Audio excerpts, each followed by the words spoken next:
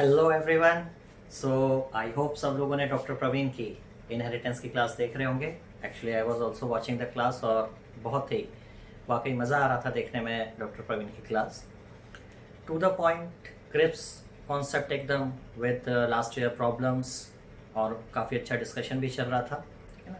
सो इसी तरह से हमारी कोशिश यही है कि जो भी आपका बायो में सेक्शंस हैं, जितने भी आपकी डिमांड पे जितने भी कॉम्प्लिकेटेड सेक्शंस हों, ज़्यादा से ज़्यादा सेक्शन हम आप लोगों को करा सकें बेटा।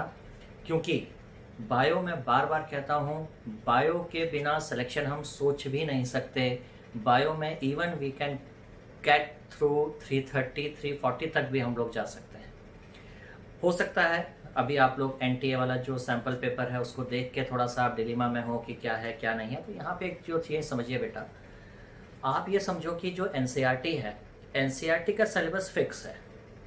मुझे पता है कि एनसीईआरटी में क्या है और एनसीईआरटी के बाहर की दुनिया में क्या क्या है ये किसी को नहीं पता। तो हो सकता है, ठीक है, एनटीए ने एक पेपर में 20 सवाल बाहर से थे, लेकिन बेटा अब एनटीए के अब 9 पेपर 10 पेपर, आज 10th पेपर भी आ चुका है। तो अब सब में ओवरऑल देखोगे तो ऐसा नहीं कि सब में सारा उन्होंने एनसीईआरटी के बाहर से ही बना दिया है। तो अभी भी आप ज़्यादा परेशान मत होइए, आप अपनी जो एक स्ट्रैटेजी है उस पर टिके रहिए। बायो में strictly we are going to follow NCERT, क्योंकि हमको नहीं पता एनसीईआरटी के बाहर क्या। हाँ, ये जरूर है, एनसीईआरटी का कोई भी टर्म, कोई भी कॉन्सेप्ट अगर एनसीईआरटी में नाम भी दे रखा है तो उसके बारे में कम से कम हम एक पैराग्राफ जरूर जाने, इतना हम जरूर करना चाहेंगे, ठीक है ना। दूसरी चीज, जब आपके लेक्चर्स होते हैं बेटा, एक चीज से बड़ा दुख पहुंचता है मेरे को, ठीक है ना। डॉक्टर अश्विनी क्लास लेते हैं, आप लोग क्यों कंपेयर करते हो बेटा किसी को? आपको अच्छा लगता है इस प्लेटफॉर्म पे, आप रहिए। मैं ये नहीं कहता कि हम लोग बेस्ट हैं, ठीक है ना मैं कोई बहुत अच्छा टीचर हूँ, मेरे से बहुत अच्छे अच्छे टीचर हैं जिन्होंने मुझे पढ़ाया, वो मुझसे ज़्यादा, जो मेरे गुरु लोग रहे हैं वो मुझसे ज़्यादा बेहतरीन लोग रहे हैं बेटा। मैं तो कुछ भी नहीं हूँ। हमको जिन्होंने पढ़ाया, चाहे एमबीबीएस में पढ़ाया, चाहे कोचिंग के टाइम पे पढ़ाया, स्कूल में पढ़ाया, आज भी मुझे याद है 11th 12th में हमारे केमिस्ट्री के सर थे, त्रिपाठी सर, और आज भी मुझे एक एक चीज़ उनकी पढ़ाई हुई याद है। तो एक, अब मैं क्या बोलूँ कि मुझे तो उनके ऐसा केमिस्ट्री का टीचर दिखता ही नहीं, तो बेटा वो तो सबके साथ है, ठीक है ना। तो आप किसी को कंपेयर करके क्या करेंगे? तो मैं क्या बोलूँ, क्या दीपक सर अच्छे हैं, हमारे डीएम सर अच्छे हैं, या जिन्होंने मेरे को पढ़ाया? तो ये सब बेटा बेकार की बातें हैं। आप लोग कंपेयर करने लगते हो कि डॉक्टर अश्वनी से और डॉक्टर आनंद मणि से। आनंद मणि कितना बेहतरीन काम करते हैं बेटा, इतना बढ़िया वो पढ़ाते हैं, इतने उनके फॉलोअर्स हैं कभी भी। तो यहाँ पे हर बच्चे बेटा आप कोशिश देखिए, हर टीचर अपना बेस्ट देने की कोशिश कर रहा है। क्यों फालतू के आप लोग कमेंटबाजी में आते हो कि ऐसा कौन है वैसा कौन है?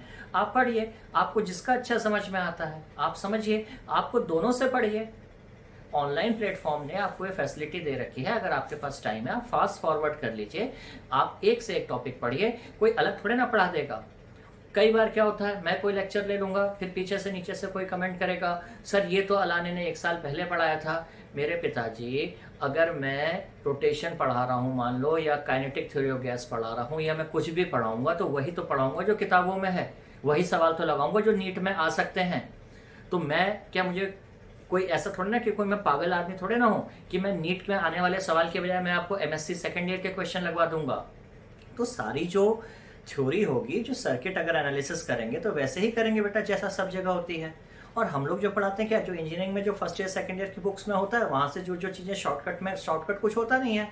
जो लोग थोड़ा सा पढ़ लेते हैं ऊपर से नीचे आके, हम लोग अपने आइडिया लगा लेते हैं कि अच्छा इस चीज़ को ऐसे किया जा सकता है, कहीं पे अपना दिमाग क्लिक कर जाता है, वो शॉर्टकट बन जाता है। तो कोई ट्रिक, किसी की कोई पेटेंट थोड़े ना होता है बेटा उसमें, चाहे वो क्वेश्चन बैंक हो। ये हाँ, क्वेश्चन बैंक के लिए एकदम क्लियर कट रखिए, कल हम लोग क्वेश्चन बैंक लॉन्च कर रहे हैं, ठीक है ना। क्वेश्चन बैंक फेजेस में लॉन्च होगा, ठीक है ना, फेज 1, फेज 2, फेज 3, फेज 4 में। और इसमें फेज 1 में जैसे मान लीजिए 11th के टॉपिक, लेकिन एक आध टॉपिक 12th के भी हो सकते हैं, वो मैंने अपने हिसाब से उसको सेट किया है कि किसका जो सीक्वेंस है किसके साथ बननी चाहिए, ठीक है ना। तो क्वेश्चन बैंक में बेटा ऐसा कुछ नहीं है कि ये कोई अजूबा कोई क्वेश्चन बैंक है कि आप इस क्वेश्चन बैंक को ले लोगे तो गजब हो जाएगा। जब आप लोगों ने वीडियो लेक्चर ज्वाइन किए थे तब भी मैंने साफ बोला था, ऐसा कुछ नहीं है कि किसी ने कोर्स ले लिया नीट उड़ान का तो अब सब कुछ क्लियर हो गया। बेटा ये तो कोचिंग है। एक्चुअली आप कहीं भी जाइए, चाहे आप बड़ी से बड़ी ऑफलाइन कोचिंग, चाहे आप बड़ा नाम कोई ले लीजिए जो इंडिया का रेपुटेटेड नेम्स है, एलन है, आकाश है, वहाँ भी पढ़ेंगे बेटा। तो आप सबको पता है कि 16 लाख बच्चा नीट के एग्जाम में बैठने वाला है, और 16 लाख में से जो गवर्नमेंट सीटें हैं वो तो 12-13 हजार ही हैं। तो आप सोचो कि जो परसेंटेज बन रहा है बेटा, परसेंटेज तो बहुत ही कम है ना। परसेंटेज आपका कितना हुआ है, तो 1% भी नहीं बन रहा। 1% 16,000 होता, 16,000 सीटें भी नहीं है हमारे पास गवर्नमेंट की। सब मिला दोगे नो डाउट 70,000 75,000 के आसपास सीटें हो जाएंगी। बट जब आपने एक ऐसे एग्जाम को चूज किया है, आपने एक ऐसा कैरियर चूज किया है जिसमें 1% से भी कम सिलेक्शन रेट है, तो ये तो क्लियर कट है कि भाई सबका तो सिलेक्शन होना ही नहीं है। तो इसका मतलब हम क्या छोड़ दें तैयारी करना? नहीं, हम तैयारी करना छोड़ेंगे भी नहीं। हम compete करेंगे, हम अपना बेस्ट से बेस्ट देने की कोशिश करेंगे। होगा बहुत अच्छी बात, नहीं होगा तो भी अच्छी बात। ऐसा थोड़ी ना कि हर आदमी डॉक्टर बनेगा, हर आदमी डॉक्टर ही बनेगा, ठीक है ना। लेकिन मैं क्या कह रहा हूं, हमारे एफर्ट ऑनेस्ट होने चाहिए। मैं पढ़ा रहा हूं, मैं ईमानदारी से पढ़ाऊं, आप पढ़ रहे हैं, आप ईमानदारी से पढ़ो, हम ईमानदारी से पेपर दें, हम अपने से 100% सेटिस्फाई हों, ठीक है ना। और जो चीजें हैं, चीजें तो बेटा कॉमन होंगी। तो क्वेश्चन बैंक का मतलब ये नहीं कि आपने क्वेश्चन बैंक ले लिया तो अब कोई आपके हाथ अलादीन का कोई वो चिराग थोड़े ना है कि आपने उसको ऐसे घिसा और सिलेक्शन हो गया। जो क्वेश्चन बैंक में है, ये क्वेश्चन बैंक किसके लिए है पहले आप ये समझिए। क्वेश्चन बैंक भाई जो लोग ऑफलाइन कोचिंग में पढ़ रहे हैं, जिनके पास already those who are loaded with study material, जिनके पास 4-4 5-5 मॉड्यूल पहले से पढ़े हैं, उनके लिए नहीं बनाया गया बेटा। बट अभी भी क्या है, रिमोट में बेटा कई बच्चे ऐसे हैं जो कि पूरा इतने कोचिंग का मटेरियल नहीं ले सकते, तो उनके लिए डिजाइन किया गया है कि लास्ट मोमेंट पे बेटा आप कोचिंग के इतने सारे टेस्ट नहीं अफोर्ड कर सकते हो, तो ठीक है। हमने भी क्या किया, पिछले लास्ट 10 ईयर के एनालिसिस करके, पेपर से, एनटीए का जो है उससे एनालिसिस करके, जो कोचिंग से उससे एनालिसिस करके, या जो बुक्स में जो मुझे सेलेक्टेड क्वेश्चंस लगे उनको हमने एक जगह पे छांट के रख दिया। ये कोई इन्वेंशन नहीं है, एकदम मैं क्लियर कट बता दूं। ये जो क्वेश्चंस आपको ऐप में मिलने वाले हैं, ऐसा नहीं कि कोई अजूबा इन्वेंशन मैंने कर रखा है कोई, ना मेरी डिस्कवरी है भैया। इसमें किताब के क्वेश्चन है, लेकिन एक किताब में मान लो हजारों सवाल होते हैं। उन हजारों में से मैंने अपने हिसाब से देख लिया कि कौन से सवाल, 25 सवाल, वो 25 सवाल कौन से हैं जिनसे आप सारा का सारा कॉन्सेप्ट समझ सकते हैं, जिनमें आप समझ सकते नहीं है, इनफैक्ट जिनमें सारा कॉन्सेप्ट उस चैप्टर का है। समझना ना समझना तो बेटा आप पे डिपेंड करेगा।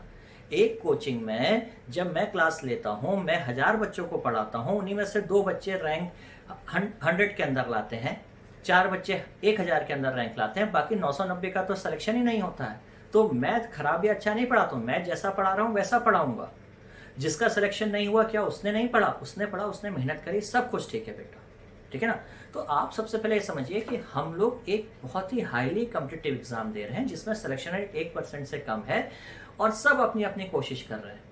चाहे मैं हूं, हम लोग हैं, डॉक्टर रजत हैं, हमारी कोशिश है कि हम अपने बेस्ट से बेस्ट हैं।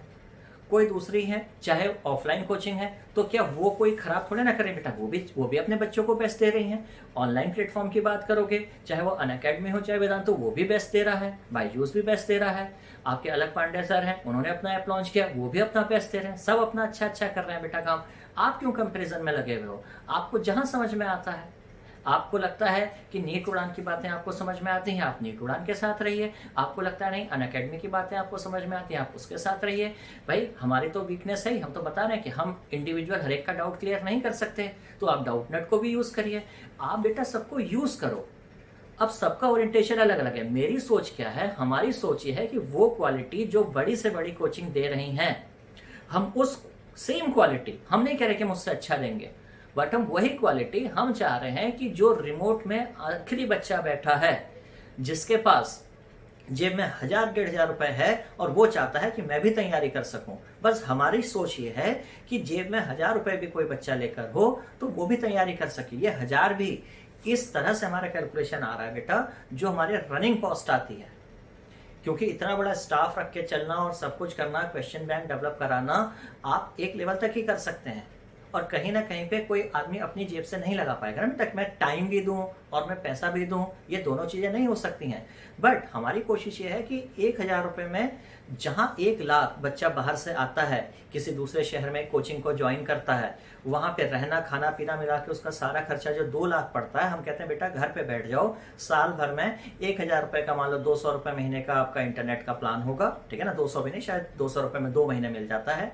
आप 200 रुपये महीना मान लीजिए, 2000 रुपये का आपका नेट का प्लान हो गया, 1000 रुपये आपके 1500 रुपये कोचिंग हो गई, तो आपका 3-3.5 हजार में अगर आपको एक कोचिंग मिल जाती है पूरी with question bank test series, तो क्या बुरा है।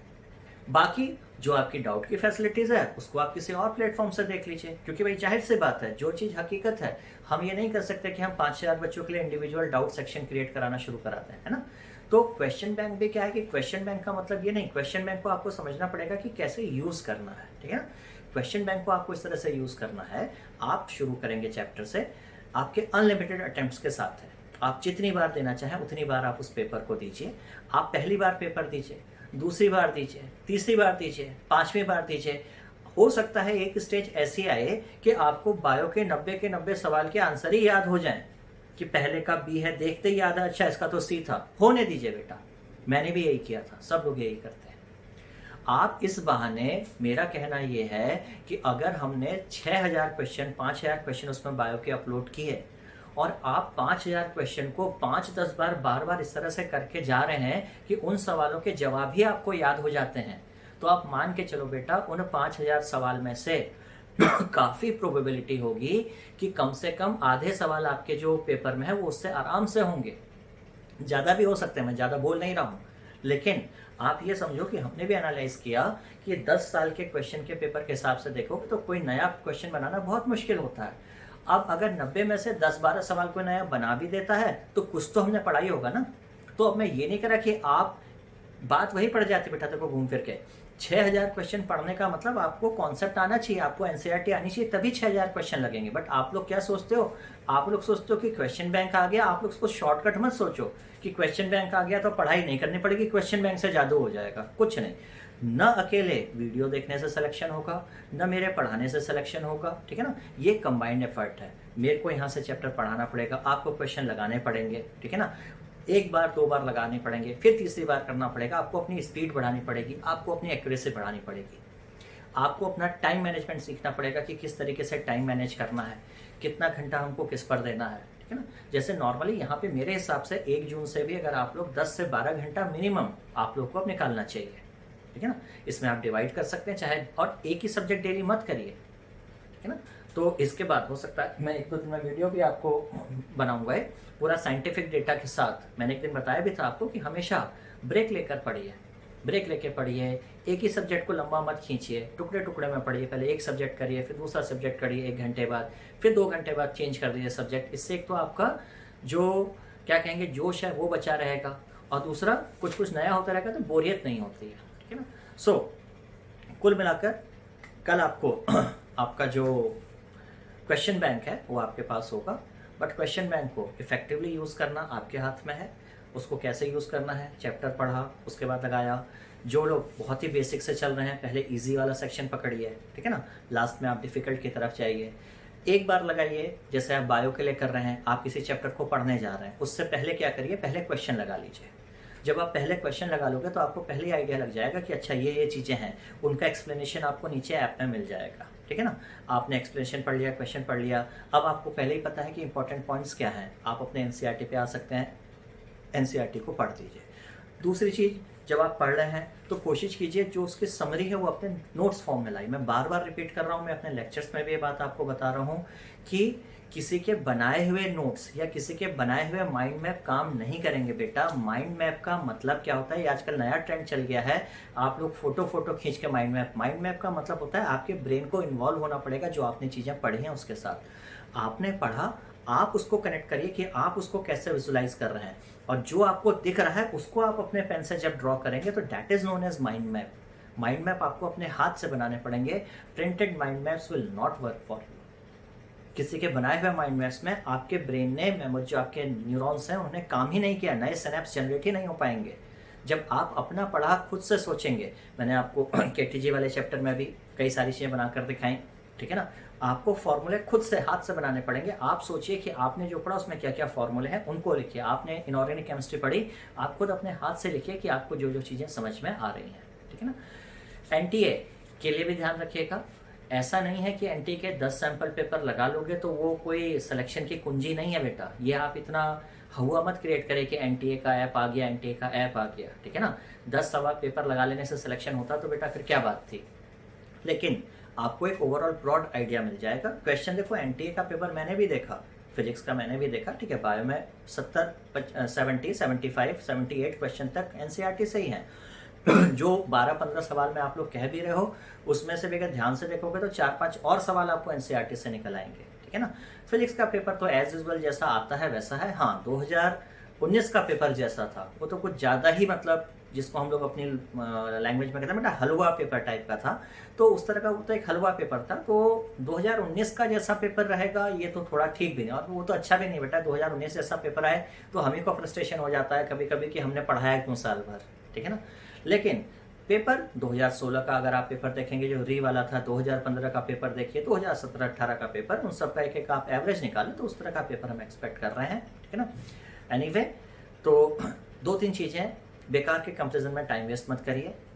अब टोटली फोकस रहिए आप अपनी पढ़ाई पर, ज़्यादा इधर उधर के वीडियोस देखने की जरूरत नहीं है आपको। जहाँ से अब आप सबको पता है कि किसको किसकी बातें समझ में आ रही हैं, एक आदमी पे स्टिक कर जाइए, एक कोचिंग पे स्टिक करिए, ठीक है ना। जिसका समझ में आ रहा, मेरा आ रहा मेरे से पढ़िए, किसी और से समझ में आ रहा है किसी और से पढ़िए, बट उसको फॉलो करिए ढंग से। क्वेश्चंस की प्रैक्टिस कीजिए, मेरे से करिए। आपके पास अगर आपकी किताब है, कई बच्चे मुझे मैसेज करके पूछते हैं कि सर हम आकाश के स्टूडेंट हैं, हम एलन के हैं, तो बेटा आपके पास तो खुद ही मॉड्यूल्स हैं इतने अच्छे अच्छे, उनमें सारे क्वेश्चंस दे रखे हैं, आप उनके क्वेश्चंस लगाइए, ठीक है ना। और जिनको नहीं करना है वो आप जो ऐप में जो आपको क्वेश्चंस दे रहे हैं उनको करिएगा, और इनको हम बाद में पीडीएफ फॉर्म में भी दे देंगे। जैसे 15 दिन या 20 दिन बीत जाएगा तो इनको हम, अगर पॉसिबल हुआ, अभी मैं कंफर्म नहीं हूँ, मुझे डिस्कस करना पड़ेगा एक बार, नहीं तो आप चाहोगे तो उसको आप पीडीएफ फॉर्म में प्रिंट करा लेना, है कि नहीं। क्योंकि हमारा क्वेश्चन बैंक देखो बेटा अपडेट होता रहेगा। हाँ, ये भी ध्यान रखिएगा, क्वेश्चन बैंक में भाई 100 सवाल में हो सकता है 1-2 जगह पे कहीं पे गलती छूटे, बट वो ध्यान रखिएगा ये डायनामिक क्वेश्चन बैंक है। अगले 10 दिन तक जो हमारी सपोर्टिंग फैकल्टीज़ हैं जो सपोर्ट कर रही हैं हमको इसमें, और कई सारे जो हमारे लास्ट ईयर के स्टूडेंट्स हैं वो सारे इस पर लगे हुए हैं, और डेली कुछ ना कुछ अपडेट आपको आता रहेगा। इसमें कुछ हम लोग एनटीए के क्वेश्चंस भी ऐड करते रहेंगे, कुछ चीज़ें अगर गलत होंगी तो उनको हम लोग डेली ठीक भी करते रहेंगे। स्पेशली एनटीए के सारे उसको हम चैप्टर वाइज कराने की कोशिश कर रहे हैं कि जो भी एनटीए के क्वेश्चंस, जैसे हर वो तो मिक्स पे क्वेश्चंस हैं, उनको चैप्टर वाइज हम लोग करा लेते हैं। तो हर चैप्टर में एनटीए के क्वेश्चंस आपको ताकि एक साथ दे सके, इसकी हम कोशिश करते हैं। बाकी आपके लाइव लेक्चर्स हो रहे हैं, इनहेरिटेंस हो गया, मॉलिकुलर बेसिस ऑफ इनहेरिटेंस पूरा कंप्लीट हो गया। डॉक्टर प्रवीण का मेरे ख्याल से आज या कल में पूरा आपका जेनेटिक्स खत्म हो जाना चाहिए।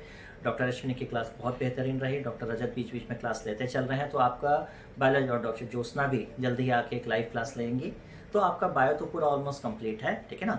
फिजिक्स के लिए जो लेक्चर्स हैं, जितना आप देखो, मैं आपको शॉर्ट में नहीं डाल रहा हूँ, जितना लेक्चर आपको दे रहा हूँ उसको आप वीडियोस को देखिए, ठीक है ना। बाकी आने वाले टाइम में, क्योंकि इधर भी पिछले 7-8 दिन से totally I was engaged in this your study material, ठीक है ना। लेकिन जितना लेक्चर मैं डाल रहा हूँ अब मैं पूरा उसको क्वेश्चन के साथ बना के डाल रहा हूँ। आप देख रहे होंगे हर सेक्शन के साथ आपको हर टॉपिक के बाद बूस्टर्स मिल रहे हैं, आप उन क्वेश्चंस को लगाइए, आप देखिएगा आपका क्वेश्चन बैंक भी सॉल्व होगा, या आप किसी भी कोचिंग का मटेरियल यूज़ कर रहे हो, एक बार आप बूस्टर्स के क्वेश्चंस लगा लेंगे, जो बूस्टर सेक्शंस में मैं ले रहा हूँ, आपको लगेगा कि आपके मैक्सिमम क्वेश्चंस डील होंगे।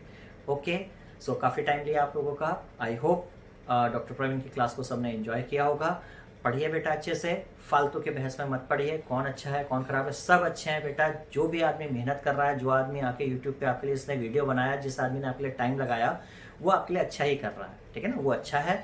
अब ये तो क्या है कि बेटा किसी की फ्रीक्वेंसी किसी से मैच करेगी, किसी की फ्रीक्वेंसी किसी से, तो बेकार के कंपेरिजन में नहीं जाना है, हमको कंपेरिजन नहीं करना है। जो मेरे पास है वो अच्छा है, जिसके पास SL अरोड़ा की किताब है वो उससे पढ़े, जिसके पास नूतन की किताब है वो इससे पढ़े, जिसके पास कैरियर पॉइंट का मॉड्यूल है वो उससे पढ़े, जिसके पास आकाश का मॉड्यूल है वो उससे पढ़े, किसी के पास विद्या मंदिर है उससे पढ़े, लेकिन जो वर्ड सब में कॉमन है वो जरूर ध्यान दीजिएगा, पढ़े, ठीक है ना।